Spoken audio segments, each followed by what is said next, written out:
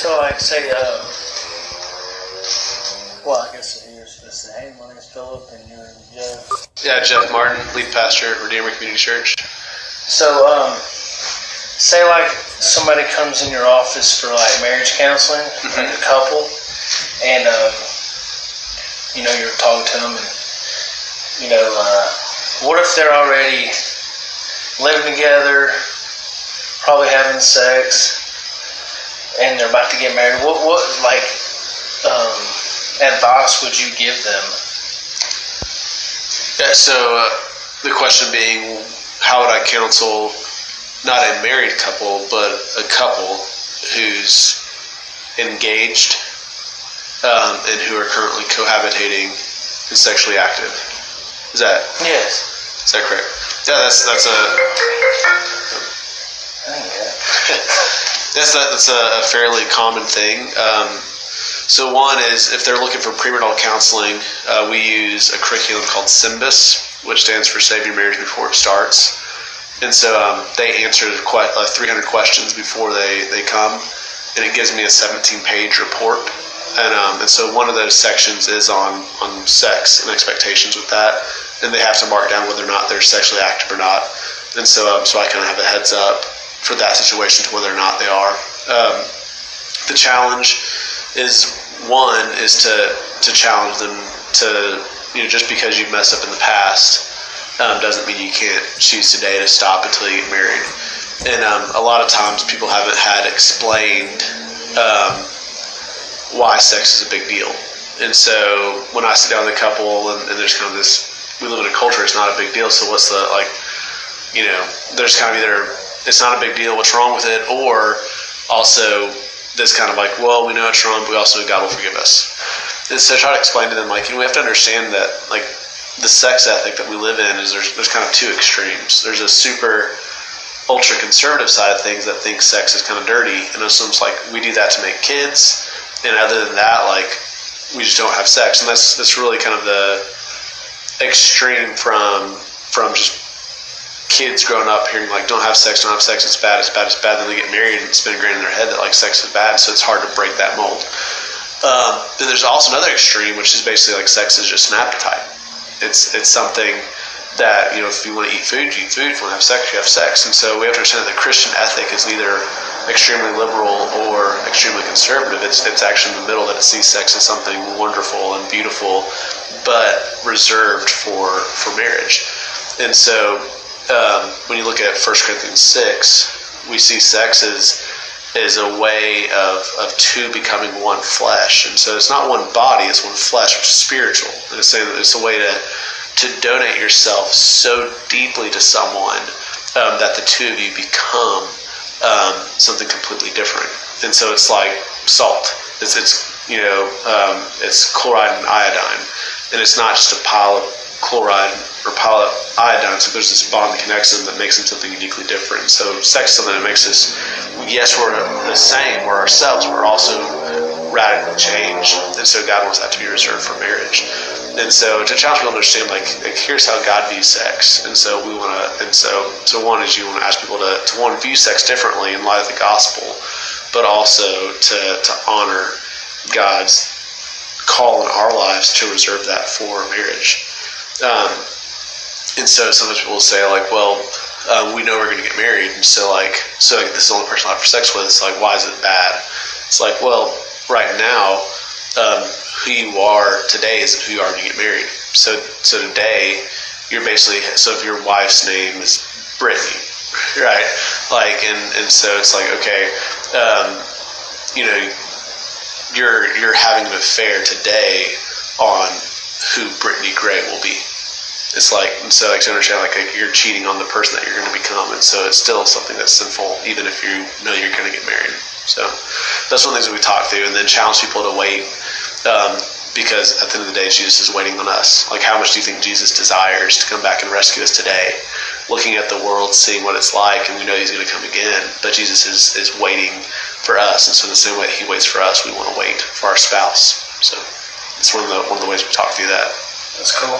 So one of those thoughts you said was, it was funny, I just wrote it down, how some people that are from a biblical family, I guess they'll be taught no, it's bad, no, and then when they get married, the challenge is it's okay. Like, how do you what suggestions would you give that person that is in that realm of like, oh, I've been taught it's so bad, now I'm getting married and it's going to be a good thing, because that marriage, that wedding might be really awkward.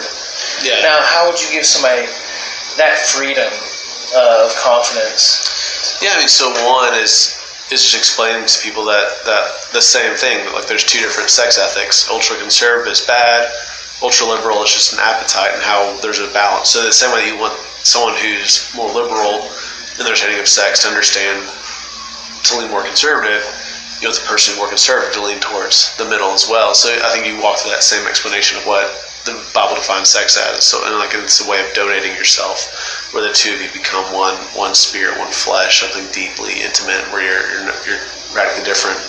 But I think it's important to explain to couples that that sex at the end of the day isn't technique. It's not just getting your needs met. It's two souls that are mingling. And that's kind of where the language you have, like Song of Solomon, where you see that it's not just. And so our culture so often plays off of technique. Like if you look at the front of the magazines checking out at Kroger, whether it's Men's Health or Cosmopolitan or Us or whatever it might be, like you'll see like it's 7 ways to please your wife, 5 sex positions to try, this Valentine's, like whatever it might be. It's all about technique, and at the end of the day, like technique is shallow. And so you understand, like that's where I think when you look at Song of Solomon and you see that the writer uses different words for love, and so where we have the same, like I love tacos and I love Lucy, like the word love is the same. So it's hard to understand the depth of the meaning outside of the context. But like in Hebrew, there was deeper meaning. And so you have one love, which is friendship. And so like the love starts off with like, hey, we enjoy each other's company. We love being around each other. And then there's love as a commitment. Like I know all of your flaws and I'm choosing not to go anywhere. And then there's love, which is sexual. And so it's like all 3 of these loves come together in the wedding bed, and so at that point, like I said, it's like this mingling of these deep connective loves of like friendship and commitment and intimacy that all come together, and it's so much deeper than just a technique. It's something where you're bonding with someone in a way that changes who you are. And so I think helping people understand like what's happening here isn't just a technique, it's a deeper soulful thing. So. Okay. Let's see.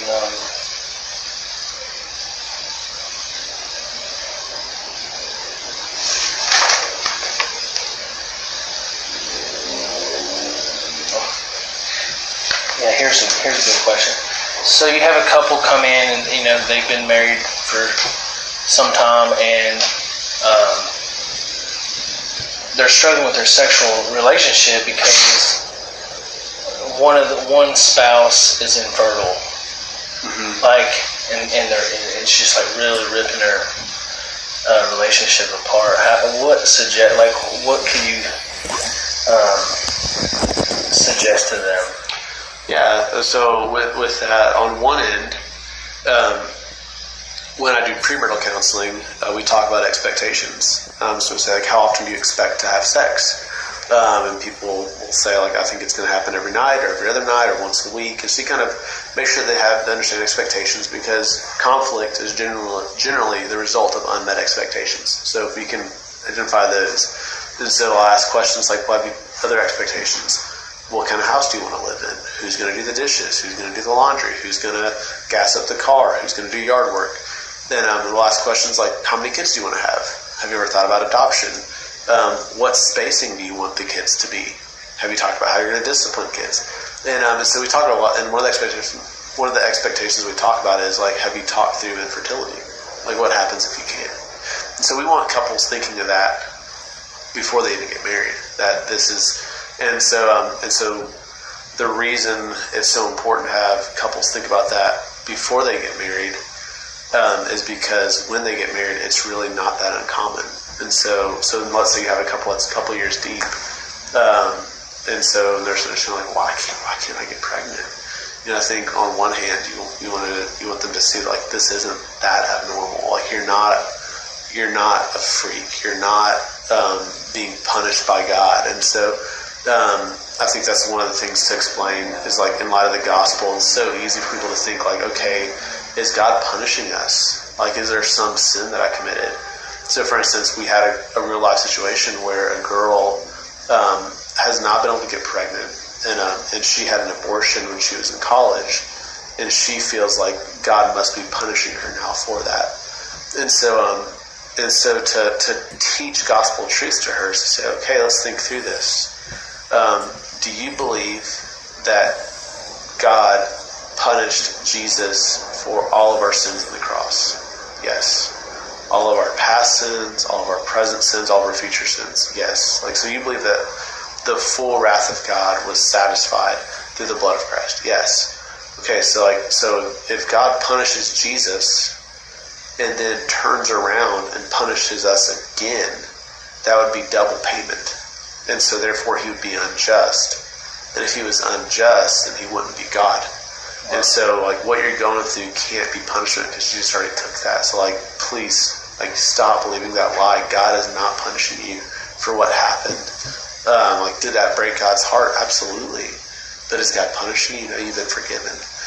So make sure they're not falling into that lie. But then say, so if God's not punishing you, right? Like no matter what you're going through, like at the end of the day, like he's somehow forming you. And so what is God doing to form you into the image of Christ? And then I think encouraging them that you stand in line with so many heroes of the faith. You think about Abraham and Sarah. You think about John the Baptist, and so Jonathan and Elizabeth. You think about different couples along the ways that were infertile. It's like, man, like people fell into this trap of thinking that if people were infertile, that they weren't blessed by God, yet God used the infertile to do some of the most incredible things in Scripture. And so, like, you're not someone that God looks at as insignificant. He sees you as important, and that God can use your life to be a huge blessing to others. But I think one of the biggest things for people to understand is, one, is that they're not abnormal, that this isn't God punishing them, and then to encourage them. At the end of the day, I think walking through this with a support group is a huge help. And so we have resources at Redeemer where there's some couples that are older that have been infertile that want to be a resource to younger couples that are going through that. And so we have is at the end of the day, like my counsel is going to be a shadow of what they can get walking side by side with someone who's been dealing with this for 30 years of marriage. And so I would want to direct them towards some better resources outside of myself. But I would want to make sure that they knew that they're not abnormal, they're loved by God, and they're not being punished for something. So that's kind of where my counsel would go, then I would pass them to a better resource. Yeah, that's powerful. So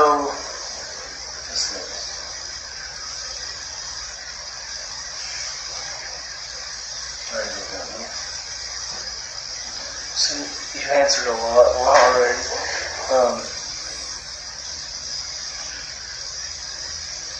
Okay, what about somebody comes up to you and what are your thoughts as to what the Bible says about sexuality and being single and maintaining spiritual integrity?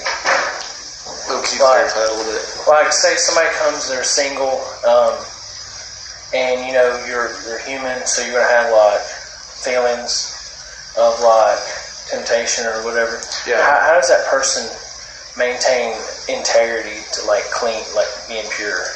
Yeah. So one, I think it's important to know that singleness is a gift, not a curse. And so that's where I think there's so often where people think that singleness is frowned upon, and we talk about the ideal of when God created Adam and Eve, he said it's not good that man should be alone, so he gave him a helper. And so there's kind of this, but at the end of the day, like when you read Paul, he says, well, singleness is actually a gift where you have a greater potential for God's kingdom. And so with that, like, I think we kind of live in this potential trap where we idolize, as an American culture, people's potential. And we're like, fulfill your potential, be the greatest, be the best. At the end of the day, like, it's not a sin to not fulfill your potential. You have to fulfill your calling. And so I might have the potential to do a lot of things for God's kingdom, but I have a calling to love my wife and love my kids. And so to fulfill my potential would take me away from my calling. And so for me to love my wife and love my kids means that I'm never going to tap into my full potential for God's kingdom. And it's not a sin to not tap into that potential. And so I think encouraging someone who's single is like, hey, look, like, whether this is a lifetime thing or a seasonal thing, like, you're in a position to exercise more potential than someone like me. And that's good. So don't see it as a curse, see it as a blessing. God's positioned you to be used for his kingdom in a way that others can't. And so one is just understand that, like, it's not a bad thing. But two, Paul's pretty clear that, like, if you burn with desire, that you should get married. So, like, at the end of the day, like, if you have sexual desires, I don't think you're called to singleness. And so the follow-up question may be like, what about someone who has same-sex attraction? And I would say to that person, like, you're not called to be heterosexual, you're called to be holy. And so it doesn't mean that, like, you're going to magically be made straight or where you're going to be attracted to the opposite sex, but, like, God has a greater desire for you to holiness. And so just because you desire sex, and that's a natural desire for you, it's an unnatural desire by God's design because it's a result of sin. So I don't think it's right for you to pursue marriage of the same sex. But so let's say it's a heterosexual relationship, or non-relationship, a heterosexual person who has sexual desires. How do we maintain that? How do you keep that in check? It's like, man, like, I struggle, like, I want to have sex, and so it's the lesser of two evils. Like, I mean, I could either go out downtown on a Friday night and hook up with a girl, or I could look at something online and masturbate, and then not have that desire when I go out of town. So it's like it's the lesser of two evils. So what's wrong with masturbation, or what's wrong with looking at stuff online? I think that's where we have to look at, Paul in 1 Corinthians 10 verse 8 calls us to be careful with sexual immorality, and then in verse 14 he says to flee from it. And so I think we have to realize that, like, so often what we do as a culture, as we flirt with sexual immorality instead of running from it. And so for the person who's trying to maintain integrity, to use that word that he said, it's like, one is we can't be in a position of flirting with it. We have to flee from it. Think about what Jesus said in the Sermon on the Mount. Like, Jesus isn't lowering the bar of sexual morality, he's raising it. And so when he says, you've heard it was said, do not commit adultery, but I tell you, anyone who looks at a woman lustfully has already committed adultery with her in his heart. It's better for him to gouge out his eye to enter the kingdom of heaven, or to go through the. It's better to lose an eye than to go to hell. And so in the same way, like, I would say, like, he's ultimately saying, not only don't commit adultery, but be careful with your eyes.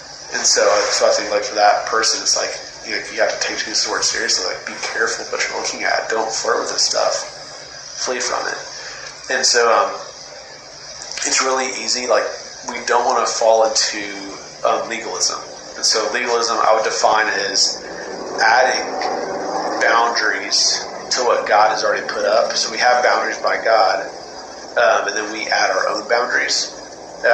Legalism is when we expect other people to follow our boundaries that are our boundaries. But I would say, like, so it's wrong to create your barriers and then to expect other people to live up to them.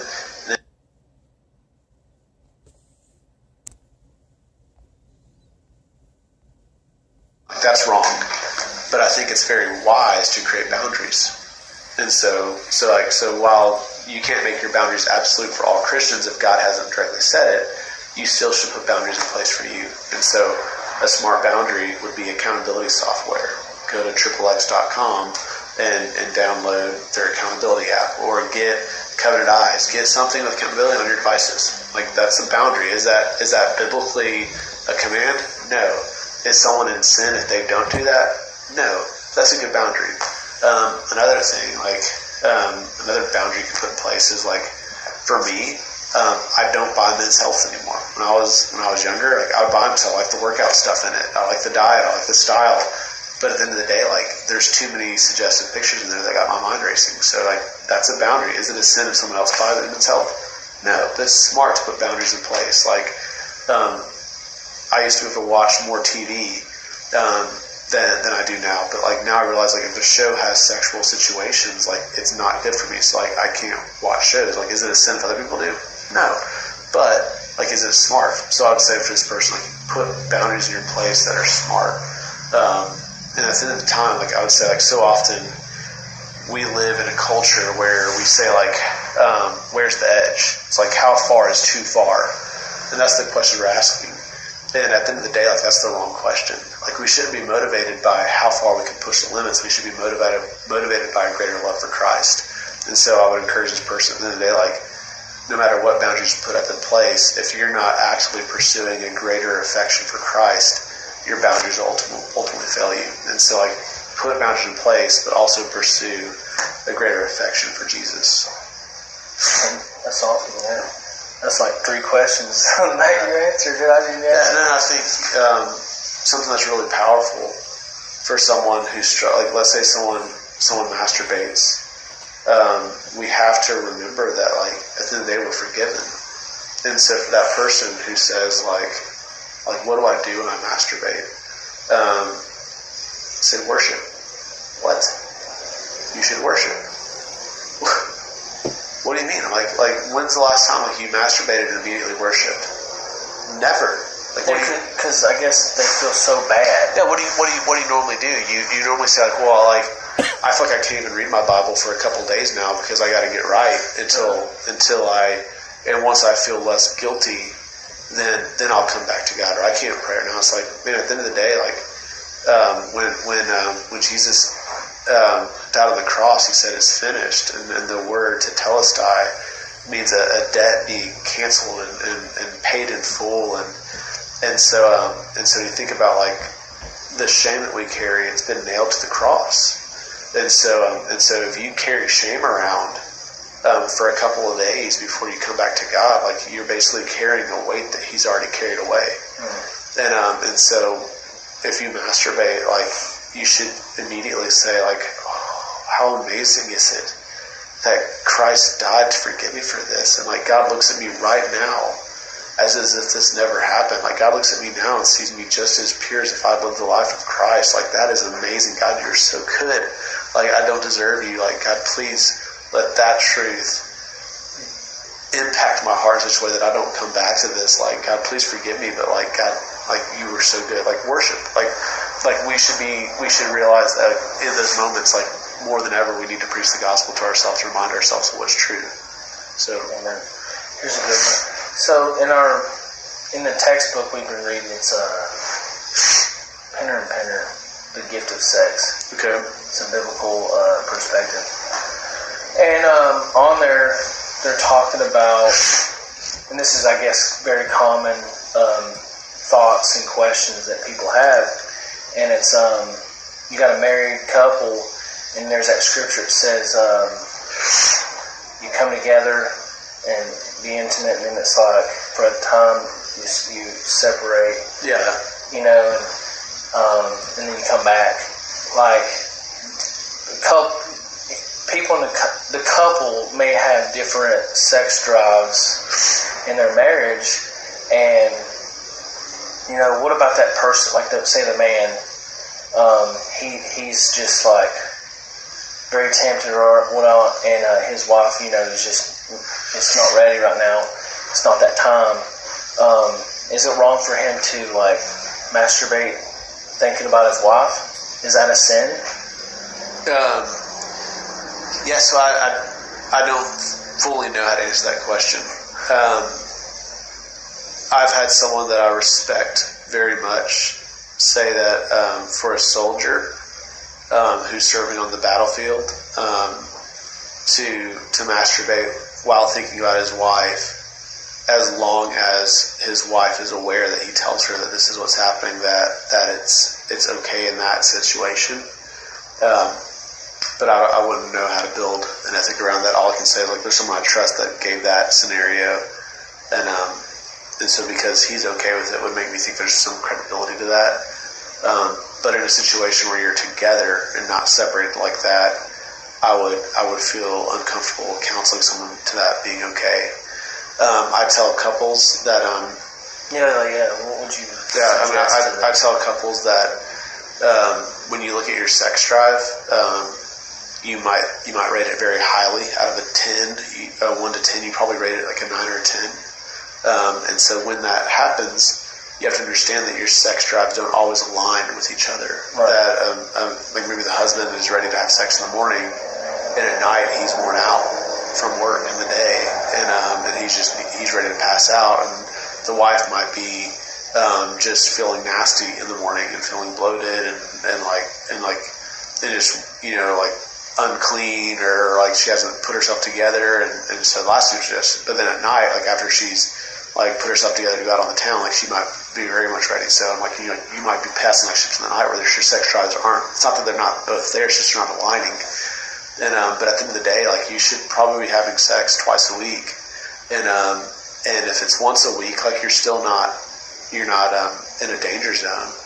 But if you're having sex, less than that, or once a month or less than once a month, like. I think getting some counseling, particularly for that, would be something worthwhile doing. I've seen some guys that are not sexually active with their wives because they're looking at so much pornography, and so the wife's not getting fulfilled because he's not desiring it because he's looking at other things. And I've seen some women that have no sexual desire because it's painful. And so it's not enjoyable for them, and so then I've also seen couples where there's not sexual activity going because there was abuse at a younger age that they never talked about or unpacked, and like it's causing deep scars, and so they just can't get there because it has so much baggage to it, and so I think there could be so many issues going on there that need to be talked through with a professional. So I think at one point, like there comes a point it might need to be referred out to someone who's an expert in that field. Yeah, I agree. Yeah, I was almost asked on that. It was if a couple comes to you and it's like, hey, we're not lining up. Yeah. She's over here. She might not even have a sex drive, and you really always have to like, hey, we're gonna do this. Yeah. Like, how can they come together? What would be a good suggestion that they can how would they get together? Yeah, I think like I said, like I think ideally, it's happening twice or more a week naturally, where it's just it happens because it happens. But I think if it's not, then I think it's very reasonable for a couple it's a reasonable expectation for a couple to schedule, like, hey, Thursday night we're having sex. And then saying like, hey, we're getting the kids down, we're gonna go lay down, like we're gonna have a back rub, like whatever it's gonna take. But I think like at some point, like you can just put it on the calendar, and so maybe it's not as romantic. But I think like God does care about our total person and our physical needs. Like I don't think sex is all physical. Like I said, it's two souls coming together. But I do think there are physical needs that God cares about and wants to be met. So I think there comes a point where like you'd hope it to go deeper and beyond that, but I don't think it's wrong to say like, hey, we're just gonna have to put it on the calendar and make this happen. It's not nearly as romantic and organic, but at that point, like that might be needed to keep a man from desiring to go look at something else online, and that's a way for a wife to serve her husband by doing that. I think I've probably got all the questions. I think because like. I asked one question, you answered 4. I was like, hey, yes, that's good. No, because I have to write it out. It's 3 or 5 pages. So how would you respond to someone dealing with infidelity? Infidelity? Yeah. Yeah, I think that's one of the toughest things. That's where one is a lot of times people ask, like, is this grounds for divorce? And it is. Like I think Scripture is clear on 2 reasons why divorce is allowed. One is sexual morality, specifically adultery. And two is when a Christian is abandoned by a non-Christian. Now, there's people that can bend that, twist that, and add some other things in there. But those are two clear ones. So is it grounds for divorce? Yes. But I would say, the first question we ask as Christians is never, is this grounds for divorce? But how can I fight for this? And so marriage, the reason why God hates divorce, even though he allows for it, the reason why he hates it is because marriage at the end of the day is meant to be a picture of his unending, forever, extravagant love towards us. And the thought of seeing the picture that's supposed to point to his great love for us breaking is something that destroys him. To think that anyone could see us and think that his love could end. So God hates it. So I don't think we should ever approach situations and say, okay, I'm out. This gives me reason to be out, so I'm out. We say, as much as we can, say, okay, how can I fight for this? I think there's a lot of pain and baggage in that has to be worked through. I think sin has to be called sin. There's consequences, but at the end of the day, I wouldn't counsel that couple to fight for their marriage. I think the husband or the wife, whoever committed it, would have to plead for forgiveness.